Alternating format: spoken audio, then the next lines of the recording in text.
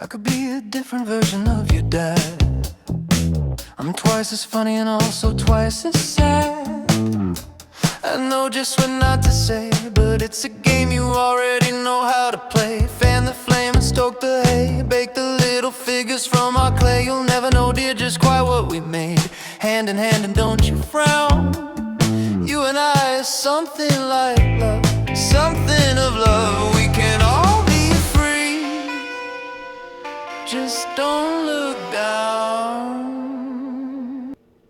Hey guys, it's Joel with the Therapy Collective podcast, and we've been talking about the DSM and some of the things that are used to, guide psychotherapy, the history of how they got there, and why those contradicting assumptions at this point might not make any sense, in mandatory structures that we have to participate in to continue to work and function. But I wanted to go back to something we talked about before, which is The Games People Play by John Nash. It's a book that's really interesting. I don't have anything against... I'm sorry, I said John Nash, the mathematician. I'm talking about Eric Berne. The Games People Play is by Eric Berne. I don't have anything... John Nash will come up later. But I don't have anything against Berne. I don't think Berne's a bad guy. I like the book. I use that. I'm not a transactional analyst, but I use that with patients sometimes to talk about how to kind of manage and then anticipate the effects when we change systems. If you heal trauma in a marriage, like in one person, the system of the marriage changes, usually for the better, but sometimes there's just temporary instability. Where other things come to the surface that weren't there before, because when you heal PTSD in one individual, you've now changed the game. And that is something that, Berne does well. So I'm not criticizing him. I'm just talking about, I think he's an interesting and forgotten intersection point. And at one point he was one of the biggest authors in the world. The Eric Berne, the things that we forget quickly sometimes are interesting to look at, like why this book had the meteoric success that it did, because it was really on every coffee table by the late 60s, and there's still some people who remember it, but it's generally not something that people still use as a therapy modality. It didn't really evolve into anything else. Probably the most similar thing to it would be coherence therapy, but I don't think it's as interesting clinically. That's not my point. My point is that transactional analysis, which is the modality that Berne would create with his book Games People Play, is this really interesting intersection point in history.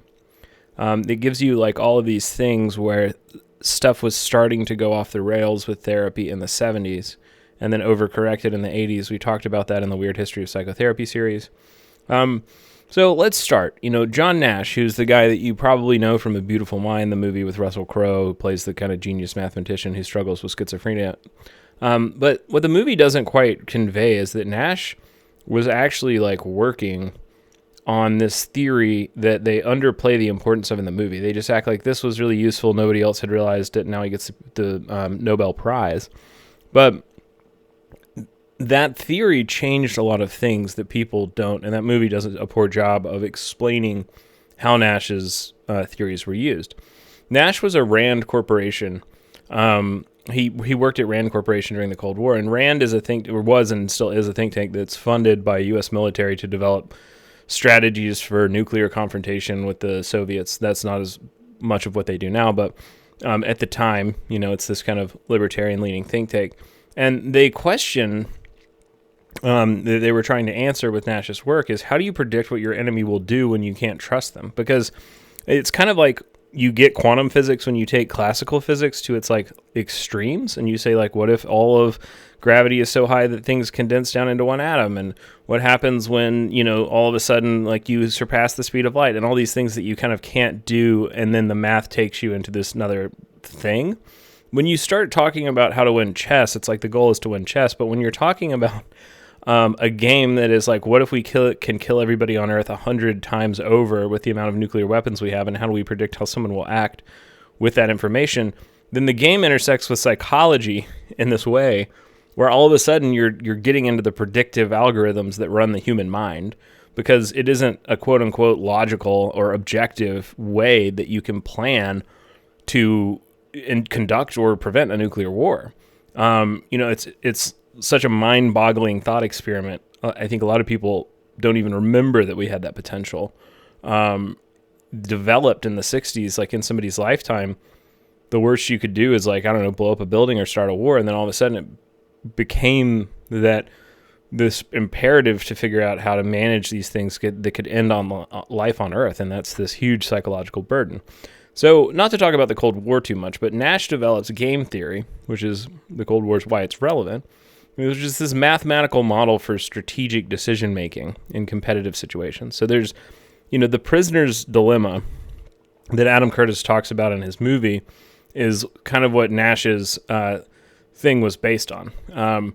And in the movie, A Beautiful Mind, what he does is he says, hey, we all want to, take home the girl at the bar in the red dress who's the prettiest, and that would be the most obvious course of action would be all of us to go ask for that girl. But if we do that, then all of us kind of will lose. But if we all go to all of her friends, she's confused and they're flattered, and so we would win. And so there's this kind of, we don't actually want to even take home the person we're taking home, but there's this self-interest in us playing the game this way where we all get what we want, that the screenwriter's trying to get across. I don't think that there was a girl in a bar that led up to that realization for Nash. I think it was more of these kind of thought experiments. But when filmmaker Adam Curtis, that I talk about a lot, a documentarian, when he introduces Nash and his kind of effect on the greater culture, one of the things that he uses to explain it is this thing called the prisoner's dilemma. Gets used a lot. Adam Curtis has this story about a jewel thief and a gangster. And he says, you've stolen this rare diamond, and there's a gangster that wants to buy it from you, but you're both criminals, so you don't trust each other. So John Nash's theory is about when two parties have conflicting interests, they can't trust each other. How do they win? That was his contribution.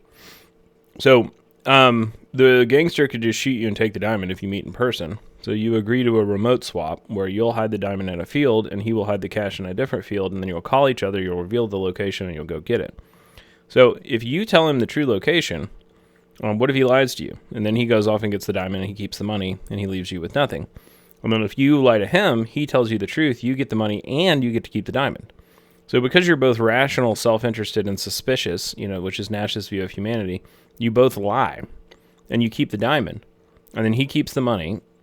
And then the deal, which would have benefited both of you, never happens.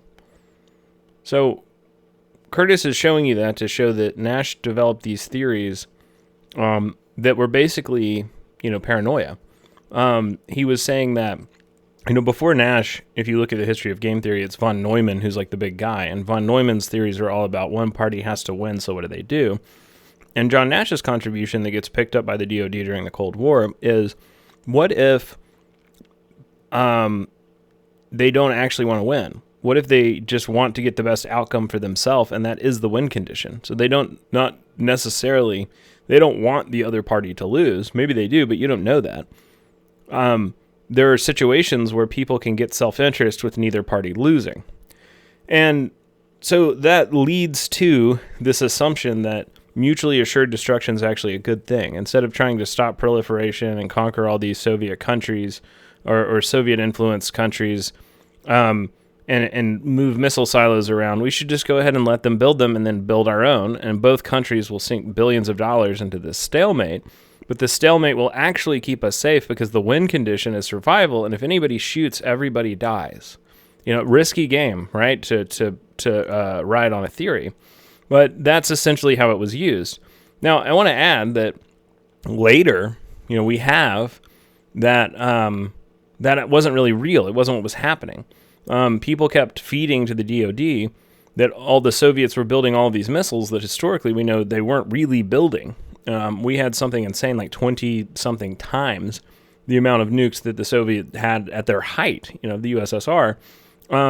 But we assumed that because this was the way that you predict other people's behavior, that this was the thing that was going to keep us safe, and it was the assumption that everybody is acting on. And so, what Curtis is pointing out is to make the math work, Nash had to make this assumption. He had to assume that human beings are isolated, suspicious, and purely self-interested agents. They were just machines, basically, programmed to do the ideological imperative of self-interest. And in Nash's models, we're always strategizing to betray the other person before they betray us. But here's the thing. Curtis emphasizes Nash was suffering from paranoid schizophrenia at the time. There's like a really funny clip in that movie where John Nash is being asked by Curtis about if he thinks that they did the right thing by listening to him. And Nash, who's known, for his theories because he came up with them and won the Nobel Prize, is like, hell no, nobody should have listened to me. I thought that everybody who had a red tie on was a Soviet agent and I believed in aliens were talking to me like I had paranoid schizophrenia and they gave me a Nobel Prize, which was towards the end of Nash's life. It was kind of an interesting scene. He doesn't get shown that way that much. But he was literally paranoid. He believed people were following him around. He saw patterns and conspiracies everywhere. He's hospitalized multiple times and just kind of allowed to live on Harvard's campus as like a dude. And Curtis argues that Nash projected his own paranoid view of the world into his mathematical model. And the model assumes that everyone thinks the way Nash thought when he was in this grip of illness. They're suspicious. They're calculating. They're always looking to betray. And the military loves it, and they're trying to model the Soviets' paranoia on, they're trying to model the Soviets' paranoia in their own defense, in their own game, but the paranoia is completely projected, And here's the thing that is discovered when they actually test Nash's model on real humans. It breaks down every time. In The Prisoner's Dilemma, they did variations of this experiment where you can sell your cellmate out to get a lesser sentence, but that if y'all both benefiting means that you don't sell him out, but it's always the best condition for you to go ahead and betray the other person. So in those different variations where they tested that experiment on real people trusted each other when they shouldn't have done it, and they gave wealth away, and they cooperated, and they acted from not spite or but this intuition and loyalty. And in other words, they acted human, right? And even under lab conditions, with real stakes, Nash's elegant predictions failed to predict actual human behavior ever. And the failure wasn't a fluke. It was this flashing red light that the human mind is not a machine built for logic.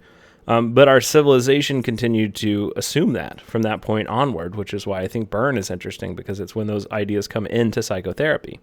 We're not spreadsheets or algorithms. We're narrative-making, grief-haunted, hope-driven, embodied animals. And the models didn't stay in the war rooms, and nobody paid attention to the fact that this stuff that we were basing billions of dollars in our whole culture on was not really right.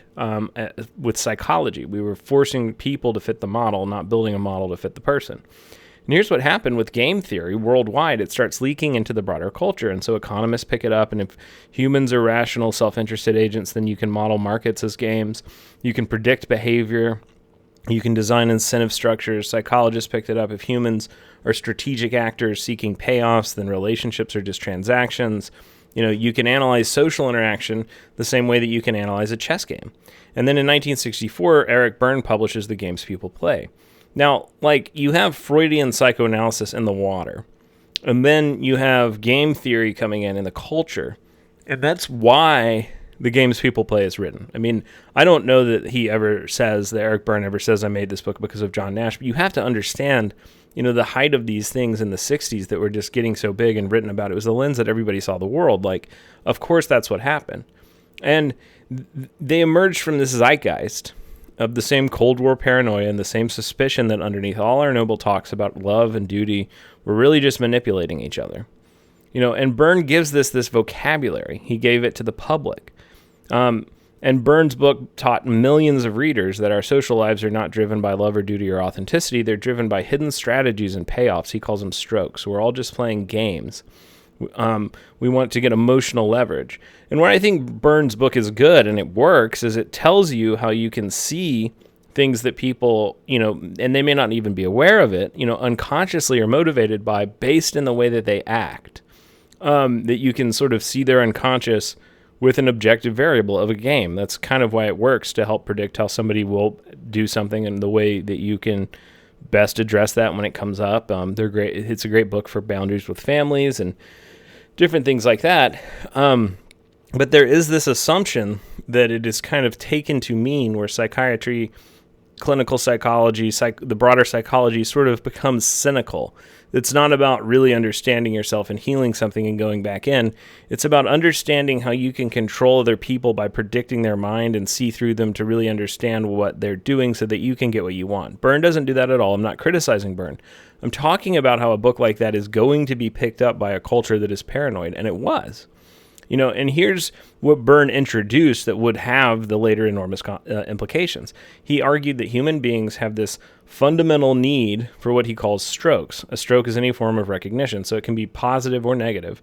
And a compliment or an insult, when we need it, our nervous system, it requires this stimulation from relational energy. And if you get only positive strokes, you'll manipulate situations. I'm sorry, if you don't get your positive strokes, like if you don't get the positive thing, you'll manipulate situations to get negative strokes. You'll have your inner narrative, you'll manipulate your environment to fulfill your inner narrative so that you get the relationship to the world that you want if it doesn't just give it to you directly. And you're not even aware a lot of the time how you're being passive-aggressive or being manipulative there. A lot of times we hide that from ourselves. So an abused child learns that provoking punishment is better than being ignored. This is the only way that I can have attention, so I'll settle for the negative attention. And Berne is saying basically that we're all abused children. And, or all the people playing games, at least, that aren't in the adult ego state. They were either in the parentified or the child ego state, and thus a game is possible. Anyone acting in the adult ego state who's aware of their behavior cannot be a part of a game. So when you get somebody to the adult ego state in therapy, then it breaks the games. And the other person has to change. And this is why people play games. Games are stroke-seeking behaviors. Even destructive games that make everyone miserable, they persist because they reliably produce the reward. Do you see what's happening here? Berne has taken human connection, love, recognition, the stuff that makes life meaningful. And I don't think he did this as a person. I think he was an interesting guy, but he's given society this lens to see psychology as a tool that can reconceptualize, its goal as getting currency, as not about treating the individual like a medicine, It's about using psychology in order to get what you want out of others. This is a pretty obvious connection that a world like this is going to draw. And this isn't quite the same as Nash's game theory, where everyone is a cold, rational calculator. Berne's games are about unconscious-driven needs that we don't understand. But the frame and the metaphor uses the same assumption as Nash's, that even if you're being nice, you're just doing it because you're self-interested, right? And, Berne would say, unless you're in the adult ego state and then you're well, but society doesn't grasp that point. There's a philosopher that I like, Ty Nugent, and he's done the best contemporary work on what games actually are and why the game metaphor is so dangerous when it escapes its proper domain. Nugent draws a distinction between the purpose and the point of a game. So the purpose of the game is the explicit goal. It's the win condition. It's chess. It's a checkmate in a Monopoly. It's banking. You're bankrupting your opponent. In a video game, it's beating the final boss or getting the most points, whatever. And the purpose is built into the structure of the game itself. But the point of a game is different from the purpose. It's the deeper reason that you play. So why do you play chess? Not really to checkmate your opponent. You play for the sense of mastery, for the beauty of strategy, for the challenge, and for the connection with the person across the board, for the flow state, and for these hidden insights that you never would have pulled out of yourself if it wasn't for the game putting you in the situation where you were challenged to come up with them. And the purpose is what the game tells you to want, but the point is what you actually want. And good games align these, so the pursuit of the purpose delivers the point. You chase checkmate, and in chasing it, you experience mastery, and the goal serves the meaning. But here's what happens when the game loses its logic. It escapes into domains where it doesn't belong, so the purpose replaces the point. So in healthcare, the purpose becomes this metric. The RVU, the patient satisfaction score, the depression questionnaire number, the purpose is measurable, auditable, optimizable. The point was healing at the beginning, and then later, the point, it becomes competition. So when you gamify healthcare, especially psychology, you optimize for the purpose and you destroy the point. So doctors learn to game the metrics. You're essentially teaching the test, and they do what gets measured. But the unmeasured stuff that actually matters it withers. And this is what Berne's framework did to, I think, the broader culture. I think that a lot of people started to see psychology as this thing that they could sort of use to corrupt and manipulate and understand. I mean, the DoD is starting to use where game theory is bumping up against psychology. So, games people play tells the culture authenticity is basically a myth. If everyone's playing games, then the person who claims to be authentic is just playing a more sophisticated game than you. And the public servant who says they want to help people, they're playing a game to increase their status and their budget. It puts you in competition with everybody, even the politician that represents you. The spouse who says that they love you, they're really playing a game to get strokes. And the therapist who claims to care, they're playing a game to feel important. To avoid their inner child that's really hurting and projected on you, or to get paid or whatever. And nothing is what it seems. Everybody has this angle. Trust is for suckers. It becomes this paranoid world. I think that's why this book got so big at the time that it did, where American psychology and the broader culture is very paranoid.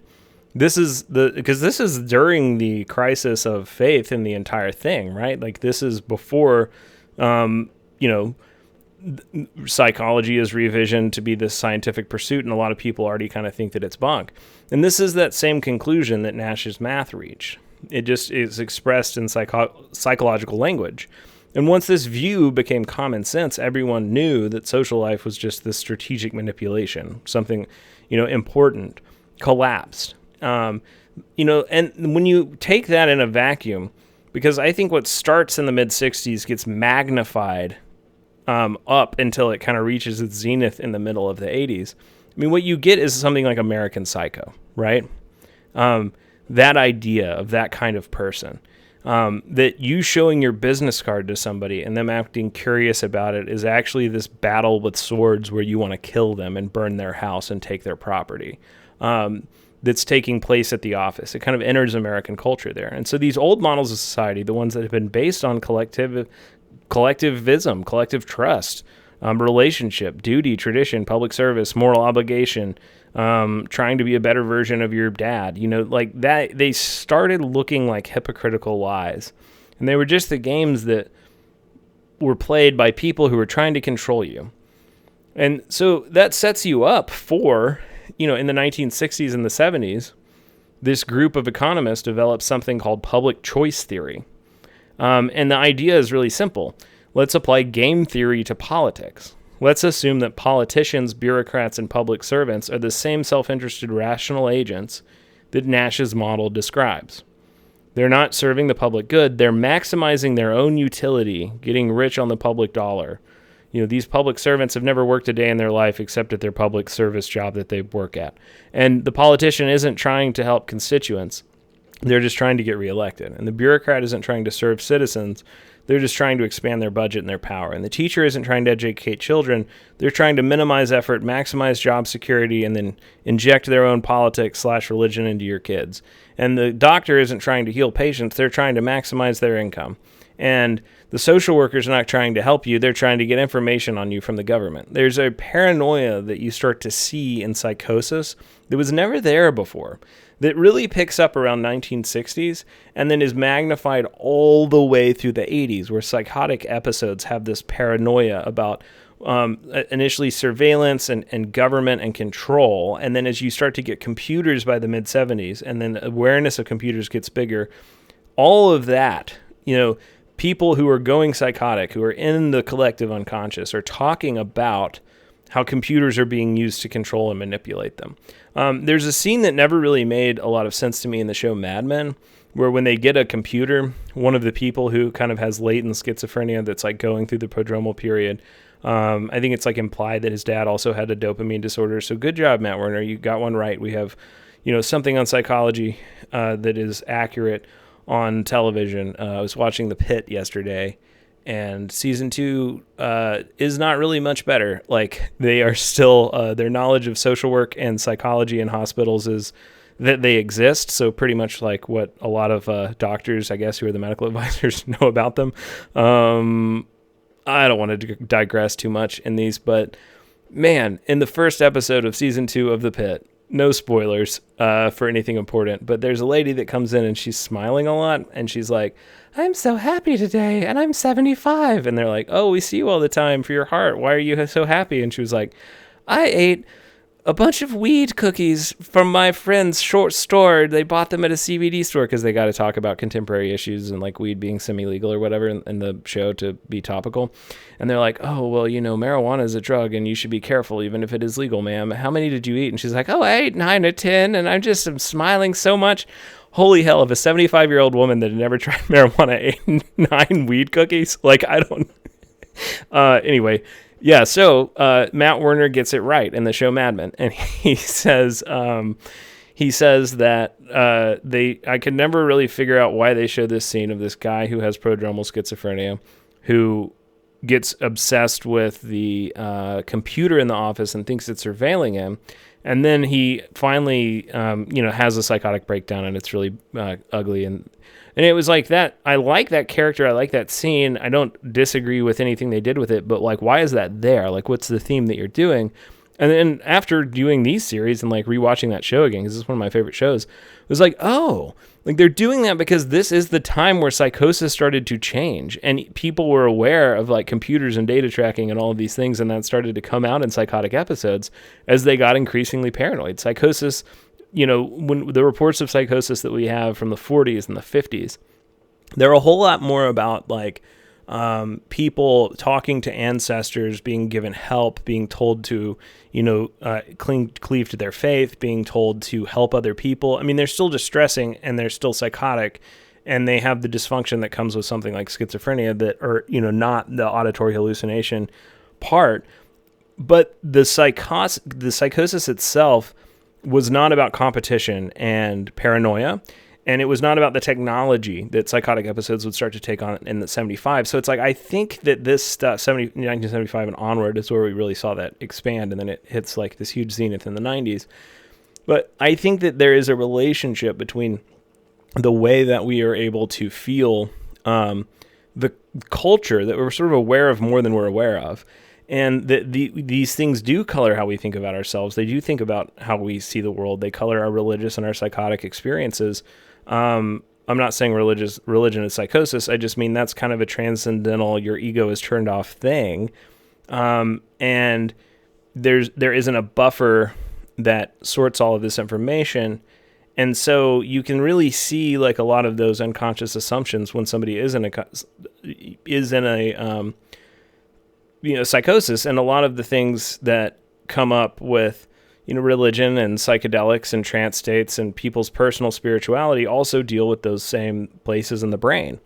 And so it changes the way that they work. Religion changes when technology changes a lot of the time. And so all of this mistrust that the social worker is now your enemy, the therapist is just trying to help you figure out how you play your games and how people play them against you so that you can play games better, which again, not indicting Berne. I don't think that's his point. There's none of that in the book. It's how the culture takes it and runs with it because of the time that he writes it. And, markets are automatically doing this. The butcher doesn't give you meat because he loves you. He gives you meat because he wants your money. And if you love the meat of the butcher down the street more, you're going to pay that guy and not him. And so it's all self-interest, and it's channeled by competition, which under capitalism produces good outcomes as the economics of the time. So everything is subject to market forces. You privatize, you deregulate, you replace trust with targets, you replace judgment with metrics, you replace relationships with transactions. And that's what this theory, public choice theory, is used by people like Margaret Thatcher and Ronald Reagan, is they can come in and say the government's just this big fat thing that wants you to have this lovey-dovey relationship with you where it takes care of you, but really it's big and dumb and it gets in the way. And what we need is accountability. If it's working, that's great.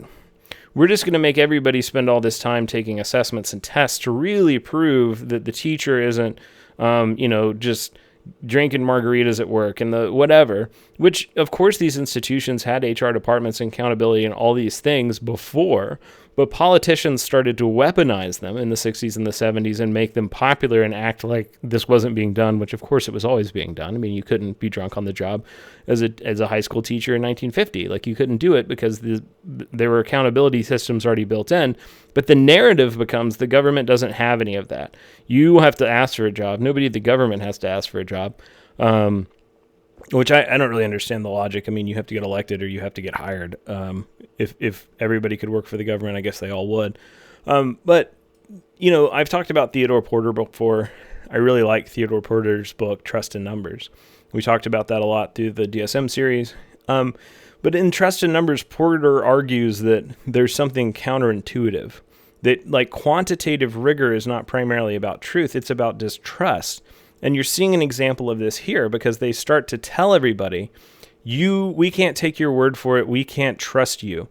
You have to be on guard all the time, proving that you're doing a good job because we're going through your numbers. Do your patients die more often than other patients? Do your patients get better than other patients? We can't trust the patient to, assess you. We have to have these objective, just say what their experience was, it good or bad, and complain if they have a bad experience. We have to have these hard numbers that govern everything. And so a lot of, what I'm critiquing here are some of the inevitabilities of bureaucracy, but we should still be aware of them because we can mitigate them. And if we're not aware of them and we don't mitigate them, they're going to be used to exploit you. So, thinking about, if you trust your doctor, you accept their judgment, take this medication. Okay, doctor, I'll take the medication. If you don't trust them, then you demand metrics. Show me studies. What are the outcomes? What is the evidence basis for the medication?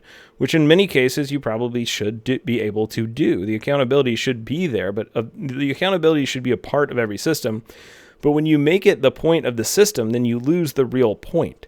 And so Porter's thesis is when society stops trusting experts, it replaces them with audits. You pivot to numbers at times of insecurity. And I think coming out of the oil embargo and Reagan wanting to be this big bravado cowboy who was going to be tough and get America back working by being, tough or something, he definitely was acting from this place of insecurity. He's not Carter, the crisis of confidence speech where Carter says, can we have like one point to America that isn't just like getting more stuff than someone else? Could we re-envision the myth and maybe make it about something other than just getting more stuff? And then people say, no, we want more stuff. That's the worst thing you can ever do to America, is ask them to have a different myth than the one we're on already. And the crisis of confidence bombs. Carter leaves. Reagan comes in and pivots to objectivity. The new world runs on this mechanical objectivity. You don't trust anyone, you can't. Everyone's a game player, remember. So you need rules, you need forms, you need metrics, you need targets. The idea of gaming the system, that there was some way if you just filled out enough forms, the government would pay you money for the rest of your life. And the idea that you needed to means test everything, that there couldn't just be a universal system again. Medicaid is probably one of the last universal systems that we'll ever have. Everything else is like, well, you can have it like if you're a single mom that also recovered from drugs and then you have more than 3 kids and you live in the zip code. And means testing is, the way that we do legislation now. It's about distrust, making sure that the wrong person doesn't get this government benefit. And so this is this bridge between John Nash's paranoid math and that Reagan and Thatcher revolution. If you believe in that Nash worldview, that everyone is just playing games for selfish advantage, then you can't allow experts to use their judgment. You can't trust them. You have to strip the expert of power and you replace it with a manual. And the manual is really the expert because it knows the code to the machine, which is one of the reasons why when I'm saying, yes, there's huge problems with the DSM-1 and 2 in the first part of this kind of mini season that we're doing, I don't love the checklists of the 3 because I think that they just hide the subjective bias from the practitioner, not make the subjective bias go away. In a soft science, I think the subjectivity is inevitable. And so Ronald Reagan and Margaret Thatcher come to power on this philosophy. They didn't trust public servants. They didn't trust institutions. They assumed everyone was this Nashian agent playing games for personal advantage. And it works because people's blood pressure gets up. And they want to, And they want to hear more about this thing. And they start treating politics as this extension of themselves, like football. Politics was kind of boring before. People viewed it as the civic obligation, not this thing that they were obsessed with doing. And so only individuals exist, and individuals are self-interested calculators, like in that system. And this is the beginning of that happening. And so Thatcher introduced targets and performance metrics throughout the British public sector. You can't trust a doctor to do their job out of duty, so you have to measure their outputs and punish them if they fall short. You can't trust a teacher to educate just out of vocation or calling. They're really trying to scam somebody. So you must test the students and then rank the schools. And the test captures how good of a job the teacher did. It's all able to be turned into a number. And Reagan did a similar thing in America. Deregulation, privatization. The assumption that the government is this problem because the government is run by self-interested game players who can't be trusted. And so the welfare state was dismantled, not because it was too expensive, because it was based on this false premise. It assumed public service wanted to help people. Game theory says that's naive. They don't. And it was just targets and metrics. And in America, we weaponize the law itself to enforce this isolation. So you know why therapists can't unionize, like I talked about in the last episode.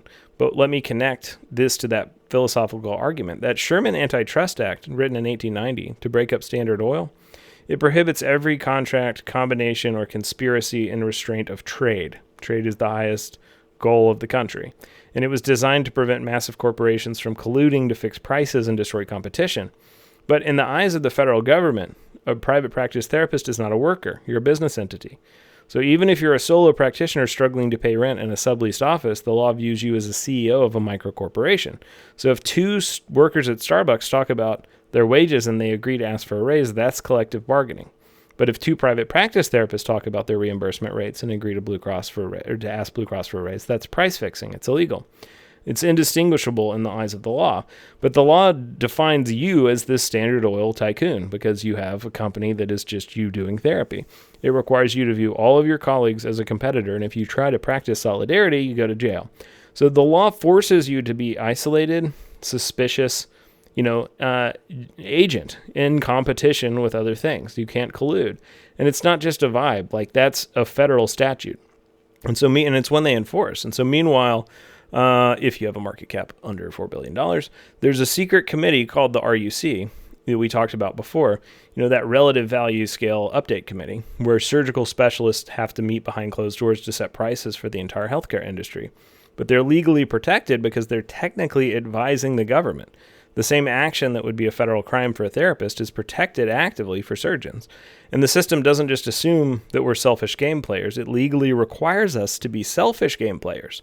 Solidarity is criminalized and competition is mandated. But remember what's leaked out of the RUC that we talked about last time, the log rolling. They're already playing games within that RUC system where they're saying, hey, we want to ice psychiatry out. It only has one vote. I'm a foot doctor. You're a heart doctor. But I'll agree to make my specialty worth more if you agree, or I'll make your specialty worth more if you make mine worth more, because we're both highly technocratic people that have to have all this technology to do a very specific skill, which is probably not a very high end counterpoint for most of the American public. Like, most of the American public would probably not benefit from these teeny tiny specialties that are needed and should exist, sucking up all of those billions of dollars. They probably would like their primary care doctor to have a little bit more time and be easier to see, or a psychiatrist or a therapist, but the money doesn't go that way. And so the whole idea of competition, that thing that we talked about in the Can Therapists Start a Union episode, the RUC was designed to get rid of collusion. You just moved that to a committee of 29 people doing it instead of getting rid of it. You just made it simpler. And so that is where the Adam Curtis argument gets really dark, right? And by the way, like, the argument there, what I'm saying again is here's another example of you saying that you're going to take subjectivity out of a system, make it totally objective. But what you did is just hide the subjectivity for yourself. Nobody knows why psych got disfunded. Nobody knows why psychiatry is undervalued, and then the market forces people to go out of it. But it was because we said, hey, here's the RUC, here's this totally objective group of experts that's going to get it done, so that doctors can't just kind of fight about it in private practice. And what did you do? You just moved a rule of 29 people playing the same game, and it probably ended worse. So we created this system based on assumptions that humans are selfish, isolated game players. And then we told everybody this book, The Games People Play, and 1,000 similar cultural products, that are like that. Their relationships were just strategic transactions. We built a political and economic system that rewards selfish behaviors and punishes altruism. And if you try and act out of duty or compassion, then you're just a sucker who's playing a game. You're playing the victim. And the system isn't designed for that. The system is designed for rational self-interest. And we made it illegal to organize against the system. The Sherman Act doesn't let us do that. We have to view ourselves this way. We can't work together, which again, the Sherman Act is passed for good reason. Standard Oil selling oil, below the cost of oil to put competitors out of business so they can charge everyone more. We don't want to be corporate slaves, so we got to regulate these things. I think the Sherman Act's fine. Let's look how it's being applied now, though. This is the trap. We eventually become the creatures the model describes, even if we weren't when we started the model. We've started behaving like isolated, suspicious, calculating individuals because the system left us no other choice. And if everyone around you is playing games, you have to play games too to survive.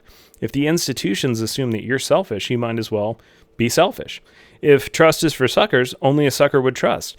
And if solidarity is illegal, then you can only look out for yourself. So the paranoid vision became this self-fulfilling prophecy. And Nash's schizophrenic worldview, paranoid schizophrenic worldview, that of a man who saw conspiracies and betrayals everywhere becomes this operating system of Western empire. And I want to tell you about one more person because the story is interesting. George Price, who Curtis also mentions, he's a scientist who in the 1960s developed something called the Price equation. And it's this mathematical formula that explains how altruism works in nature. And so the formula proved something devastating. When an animal helps another animal, it isn't doing it out of kindness. It's just doing it because other animals share its genes. So altruism is just a strategy. It's just a game for getting your own genes on to the next generation. And mathematically, altruism is impossible. Every act of love and sacrifice and every moment of compassion, it's all just selfish gene to play a game. And this is Nash's paranoid vision, applied to biology. And the math checks out. But here's the difference between Price and the economists who celebrate this worldview. Price is horrified. Like he went out to study altruism because he was an altruist. And he wanted to kind of find the human in the math. And he found something in the math that made the human not human. It just made it a game or a math problem that was trying to self-replicate its code on the biggest and biggest scale. And when Price sees that his math is telling him, which I don't think it is, but what he thought was the math is telling me that I'm just a self-interested creature that can't do anything nice. Even if I try, I can't stop playing a game. And it kind of drives him mad. He didn't want to be a machine. He didn't want to be a calculation. He wanted there to be altruism, and he didn't want his own discovery to be true. And so he tried to disprove it. He decided to perform an act of pure, uncalculated altruism, an act that gave no genetic or social advantage. And he starts giving away all of his stuff. He invited homeless people to live in his apartment, and he gave away all of his money. And he impoverished himself trying to be genuinely good, and it didn't work. He realized that he was still getting something out of it. There was a psychological payoff that the feeling of being righteous, the satisfaction of sacrifice, was maybe just this reward that the code was giving him. And even in his extreme altruism, he saw this game, and he was still trading, still calculating, and he was still trapped. And so in 1975... George Price commits suicide after going down this rabbit hole of grieving like something that he sees as a true discovery. And he does it because he can't escape this logic. He can't live in a world where love is just an equation, where kindness is just a strategy, where everything is a game. And Curtis uses this image to show, in Adam Curtis's movie, which is called All Watched Over by Machines of Loving Grace, he uses that image to show this ultimate cost of the worldview that we've built. Price bleeds out because the trap has no exit. And if neoliberalism is true, if that neoliberal market based on that competition and paranoia is true, then we're really just selfish machines calculating payoffs, and life is not worth living. But I would argue that none of us could live in the world that Price thought that we were inhabiting. There's not anything that is fulfilling about looking at the world in the way that his discovery forced him to look at it. And that is sort of becoming this unconscious assumption baked into our systems that is breaking therapy and making life very hard to live for a lot of the reasons that people bring into therapy. And I'm hoping that if some of those unconscious assumptions can be things that we can observe, then we can feel separate and free from them, even if practically we're still dependent on them. Berne is not a villain. He wasn't trying to create this nightmare. He genuinely wanted to help people, and he thought that by exposing the games we play unconsciously, he could free us from them. And I think if his book was applied in the way it was written, it probably would. I mean, I use it. It's good at doing that. But he believed in something that he called game-free intimacy, the possibility of authentic connection between people who aren't manipulating each other. And that was the goal.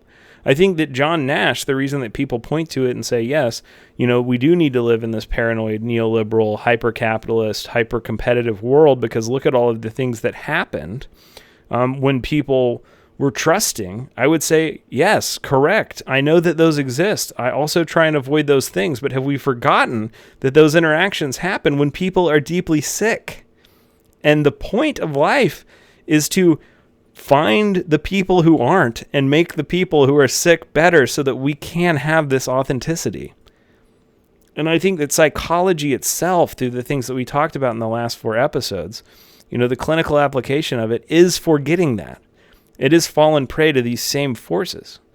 Those games were obstacles to be overcome. They were not the human, the truth of human nature. And when Price started to see himself as a game, it drives him into madness. It drives him into a paranoid schizophrenia where even his altruistic interactions with people, he can't feel joy or beauty in them, which is so sad. And what the culture received at this time were we are game players. Our relationships are transactions. Authenticity is naive. Everyone has an angle. And Berne gave the public a vocabulary for the Nash worldview. He made it accessible. He made it common sense. He made it not a household name, but a household assumption. And it once was, common sense. The political implementation would follow. Reagan and Thatcher, didn't have to convince anyone that humans are selfish calculators. Everyone already knew that. And they'd read about it in this best-selling pop psychology book and from a million other places that are latching on to this idea that becomes this kind of new liberalism. The freedom of the market above all else means that you have less freedom if you hinder the market. And so Nash provides this mathematical model that humans are selfish agents, and Berne provides the cultural language that life is a game, social norms are manipulation. And Porter explains the mechanism. When trust dies, numbers rule. And numbers are a low-trust environment. There is no trust in numbers. And so when neoliberalism provided the political implementation, we dismantled the institutions built on trust, and we unleashed the market to manage these selfish agents. And so, now think about what happens to therapy specifically, because that's where Nash's paranoid math arrives, in the consulting room. Aaron Beck is watching the chaos of 1970s psychotherapy, where people are going into psychosis and they're like New Age faith healer licensed therapists is telling them it's a genuine spiritual awakening. I mean, transactional analysis died, by the way, around this time, because one lady who took this book about analyzing games that is pretty good read it and then said, this applies to attachment theory because the baby's playing a game or something. And if you have bad attachment with your mom because she was like bad to you, you shouldn't work on that through relational counseling. What you should do is re-simulate birth through rebirthing with an adult person in front of their mother. So you wrap them up in towels like they're being born and get them really tight so they can't breathe, and then pull them out and they re-go through the trauma. None of this is, I'm making the point that this is crazy because it is. And then when the towel weight comes off of them, then they feel like they were born and they see their mom and they have reattachment. You don't have to do therapy at any point. You just strangle people with a towel.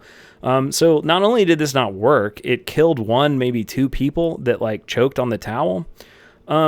So this is psychotherapy in the 1970s. The CIA is paying to have dolphins be taught English by giving LSD, and that's what the military is doing, is trying to see if identical twins can see through each other's minds. If you have one looking at a rose in the other room, and then maybe we'll be able to defeat the Soviets with this.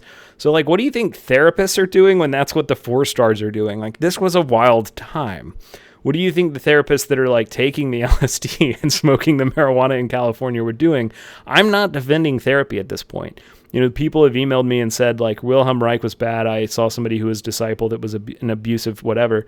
If you can't just recognize Reich as a historical guy who came up with somatic psychotherapy and wrote a sort of good book on fascism who also was crazy, if you can't see him, if you're continuing to try and do anything like that run, from that person.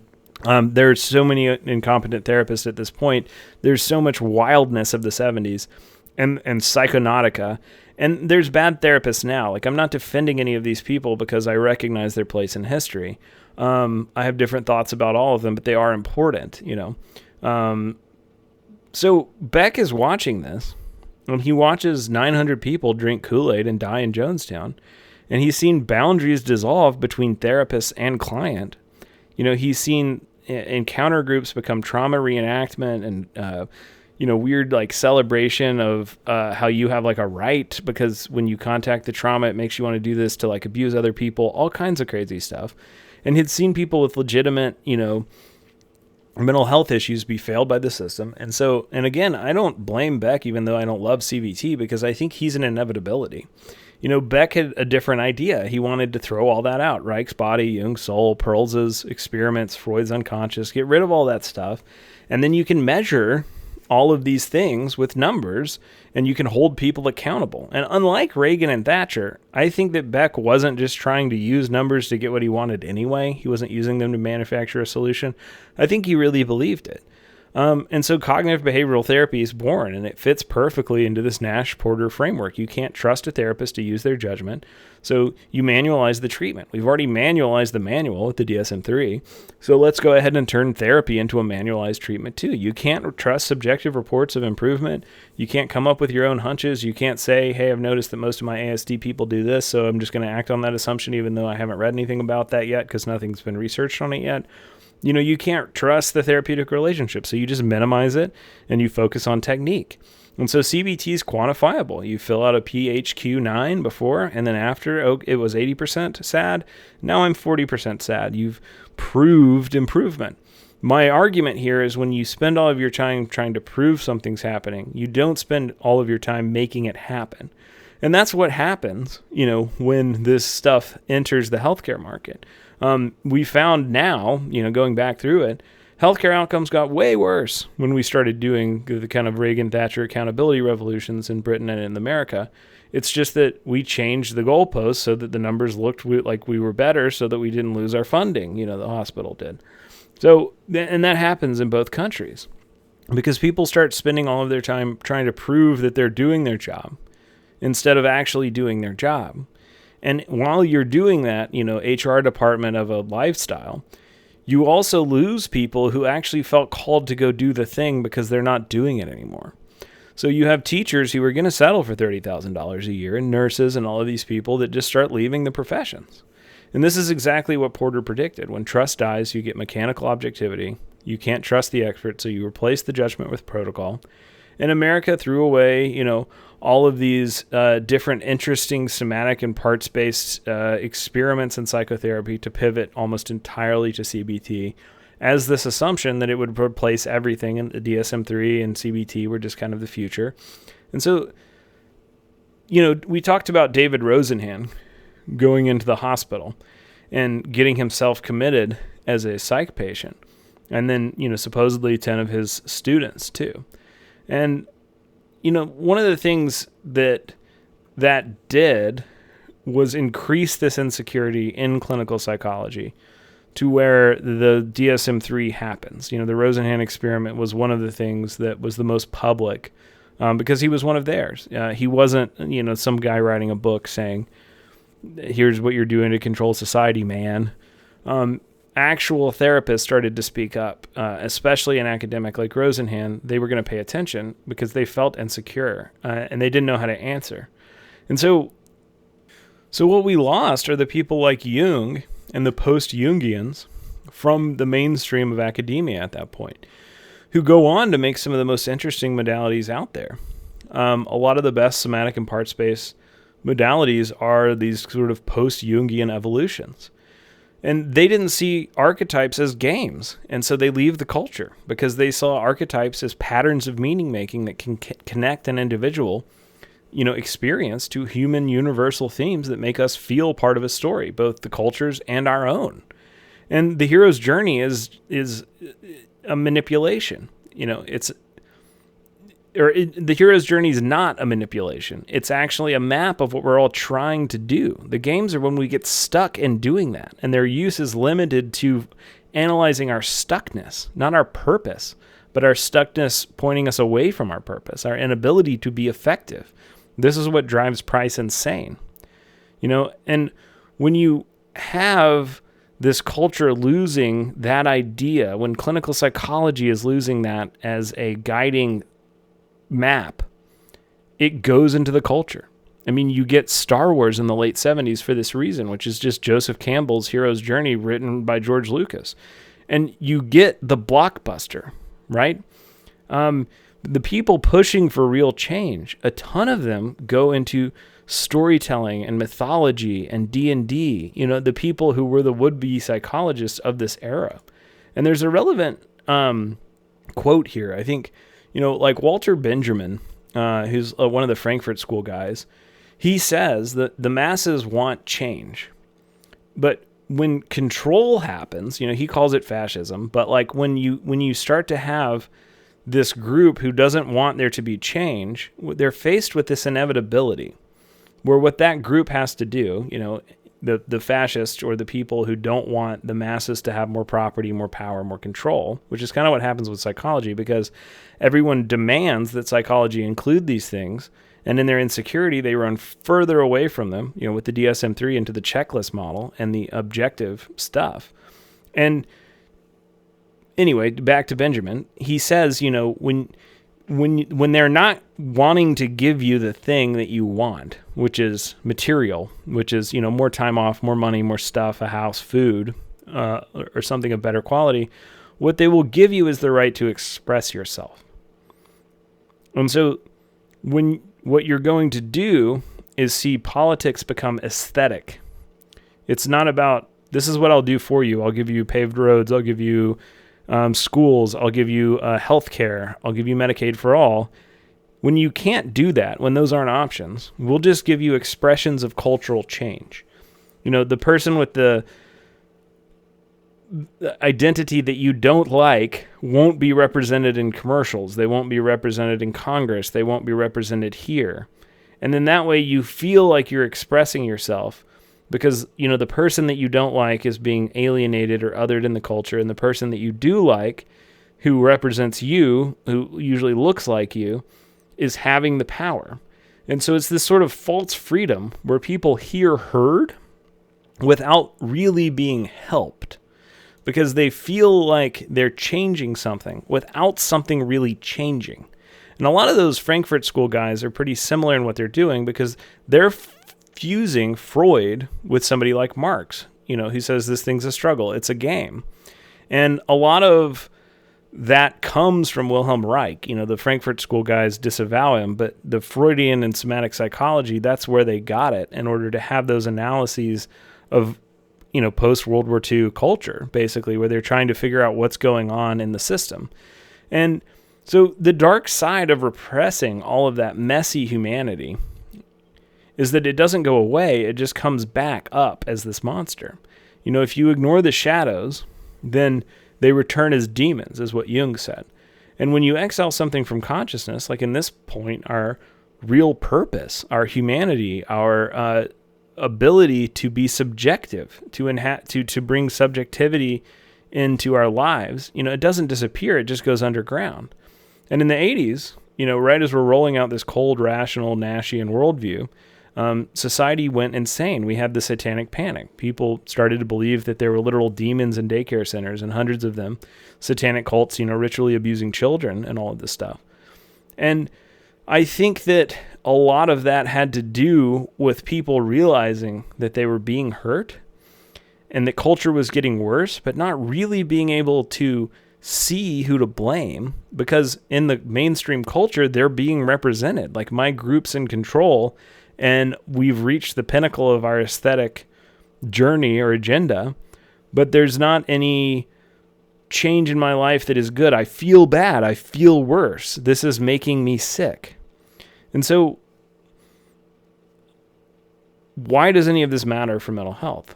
Well, millennials and Gen Z kind of inherited a lot of this trap. Like, they're born into the world, Nash's paranoia and Berne's vocabulary and Thatcher's policies and Beck's CBT, those things have reached their zenith and are declining as millennials are coming up.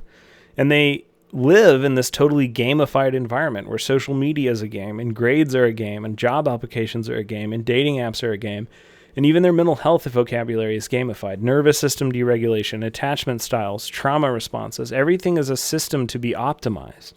And they're drowning because they're thinking about it like doing it right, not doing themselves or not doing it better or worse. But they're competing with everybody. And they have more access to therapy than any generation in history, but they're the most psychologically literate, population ever. They know more about psychology by the time they're 12 just from movies if their parents didn't put them in therapy, which is much more likely to happen for that generation. 42% of them attend therapy. 87% of them feel comfortable discussing mental health. Giant change there from the boomers. And it's not helping. Rates of anxiety and depression and self-harm and suicidal ideation keep climbing. And this is the treatment prevalence paradox. More therapy has not produced less suffering. And a lot of that is, yes, probably because the world is getting worse around us, around the experiment that you're trying to run with time. But the words are the wrong words. The frame is the wrong frame. They're being offered debugging for their souls. And they're being given worksheets when they need witnessing. And they're being measured when they need to be met. And increasingly, they're rejecting that. As a culture, it's being reflected in attitudes about mental health as the most comfortable in generation to ever encounter it. As it starts to encounter it, they have distrust and negative experiences. And they need what, the game framework can't provide. They need meaning, they need connection, they need presence, and they need purpose. And they need to know that they're not machines and that their suffering isn't a bug to be debugged, that their longing for something real is not naive. And that they also need to know that it's okay to feel like the world is broken, because a lot of them feel like they're not allowed to say that. And they need to know that George Price is wrong. Love is not just this equation, that there's an exit to that trap, which is big, heady stuff. This is a lot less technical and almost more philosophical or spiritual than the talking about the way the DSM got where it was. But to me, they're related. They're part of the same problem of how do we anticipate and fix like a better therapy. So what is the exit to the trap? Curtis is pretty pessimistic. He says his documentary ends with the suggestion that we're just kind of stuck in the self-fulfilling prophecy, and it's run so long we can't remember anything else, so we don't know that we're playing a game. And I'm slightly more hopeful, not because I think the systems will change easily, they won't, but because the trap only works if you believe it. And here's the trick that you can do at the end of this episode. You don't have to think about yourself this way. And when you notice a part of yourself is thinking about this way, you can realize that it's just a part that is sad and afraid, and it has a purpose. It's trying to protect you from being taken advantage of and being hurt again. And when you realize, and your job's not to get rid of it, it's to know that when you need it, it's there, and when you don't, you can put it down. And you can recognize this gamified thing of like one more, and say, do I need this part of me right now? And if you don't need it, you put it down in a way that doesn't threaten it, doesn't upset it. It's just there when you need it again. When you realize, I might not trust this person, I need to run some angles there. But it isn't the point of your existence. It's just a part of you that is there for good reason, that you can love and have a good relationship with. And, once you start to see these assumptions and notice that they're there, you can question them. And yeah, people play games. People also love. And people also sacrifice, and people also create, and people also connect, not as strategies and not as moves in a bigger game, but as expressions of something that exists before strategy. And the mother gazing at an infant, when my wife looked at my daughter, she wasn't calculating a payoff. When I looked at my daughter for the first time, I was not calculating a payoff.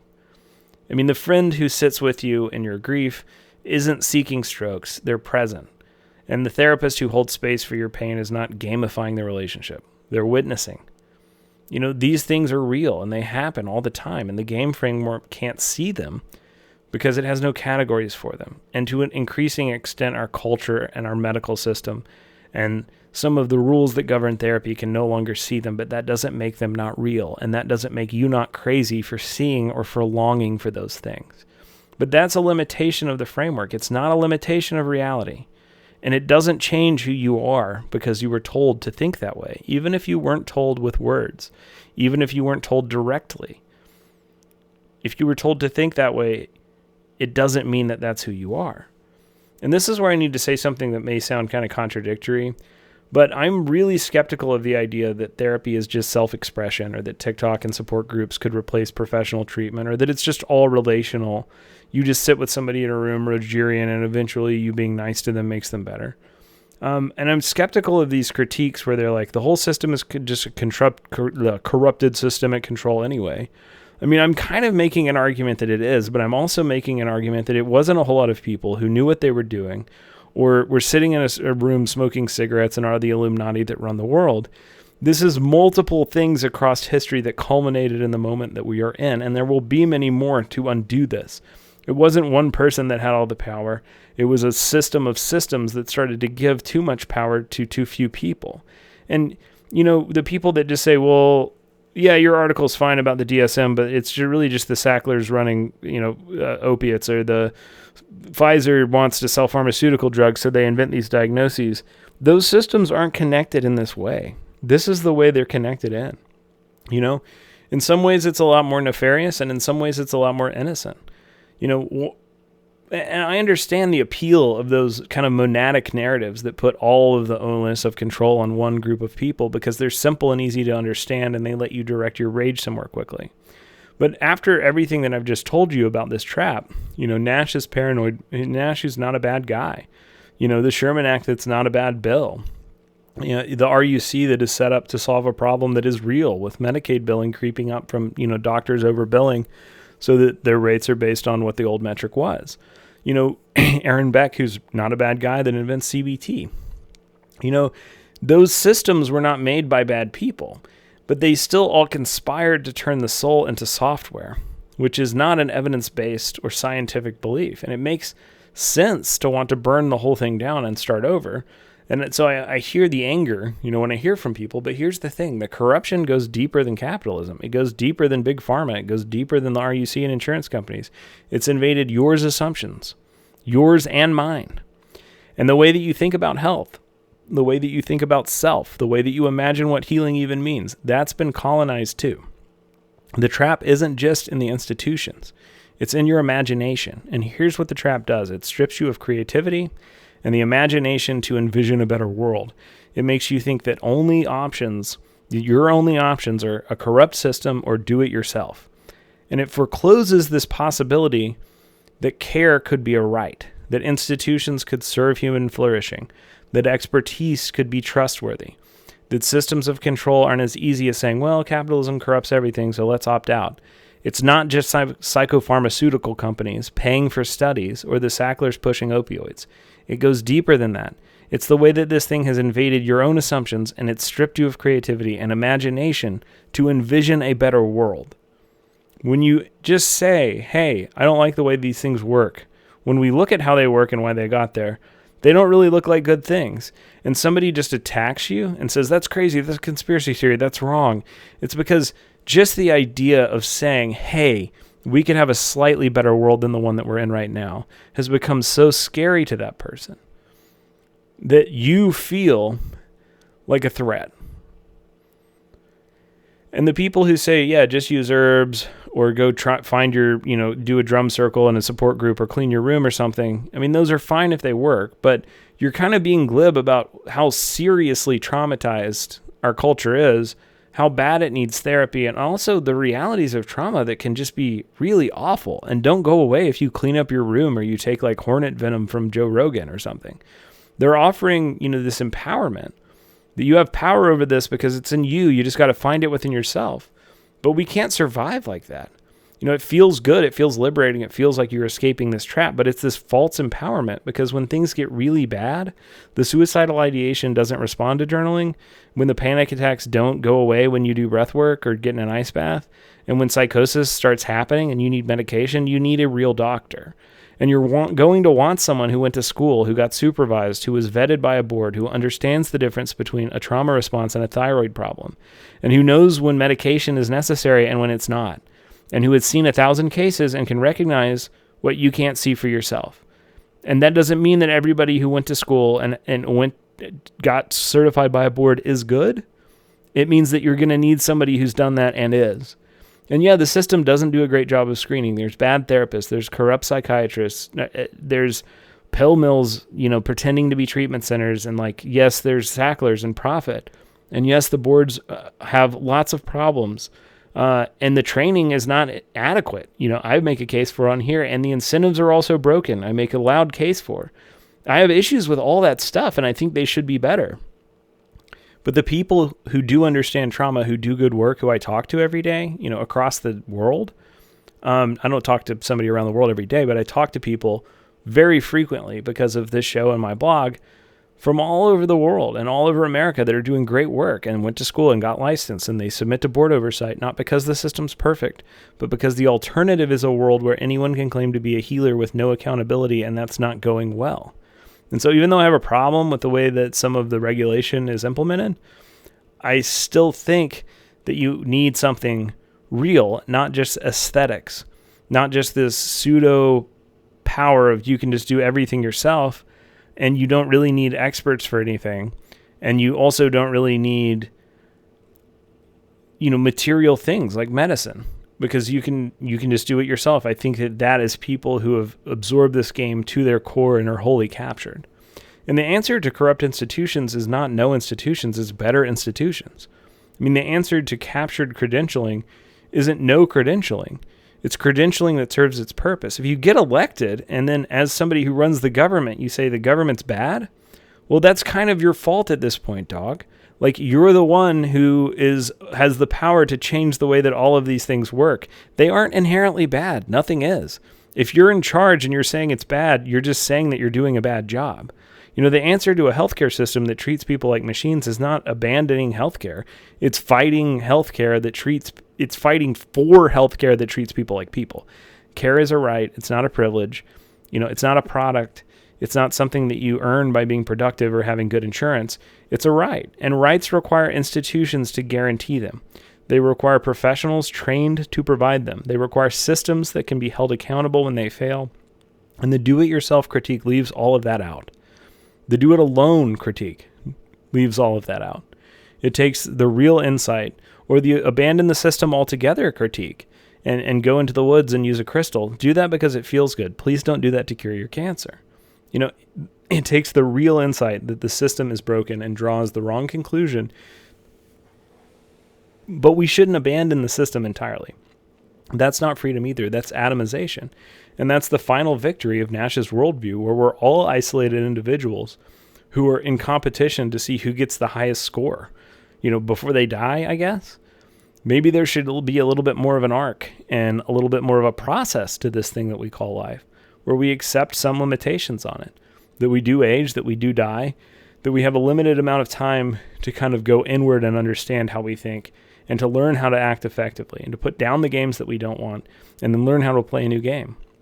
I refuse to give up hope for this thing. I refuse it, while I also refuse to pretend that the current system is working. And that's hard. A lot of people say it's got to be this binary choice between, well, if there's two different theories in the field and there's two different directions, which one's the good one? I'm saying neither. But I'm adult enough to realize that just because nobody is going in the right direction doesn't mean that I'm so scared I have to back the candidate in the least bad one. I don't have to pick between what the DSM-5 did and, the RDoC that's stripping everything down to a biomarker that the NIMH is doing. I got things accusing me in the first one of picking a side between those. I think that they're both bad. I think something like high top that clusters symptoms is the way that you actually make the science fit the story. You actually make the story fit the science, not just kind of adjust the science to try and fit the story that you want to tell. But too much of this has changed human nature as we've imbibed these passive assumptions about ourselves. But the system needs to be radically transformed, and the system is still the best framework that we have for delivering care. And the people doing good work are working within it, not outside of it. And the goal is to make the system worthy of people to serve within it. This is not anti-science. It's an argument for a better science. Nash gave us this paranoid math. Berne gave us the cultural vocabulary, and Porter explained why trust died. But neoliberalism gave us this political implementation. And we became the creatures the model described, because the system left us no other language with which to view ourselves. But the models are wrong from the beginning. They were projections of a paranoid mind onto the human condition, and they were assumptions disguised as discoveries. Nash told everyone that himself. And the proof that they were wrong is that we are still here, still longing for connection, still aching for meaning, still capable of love that is not calculation. And George Price couldn't find that exit. He bled out trying to disprove his own math because he needed therapy.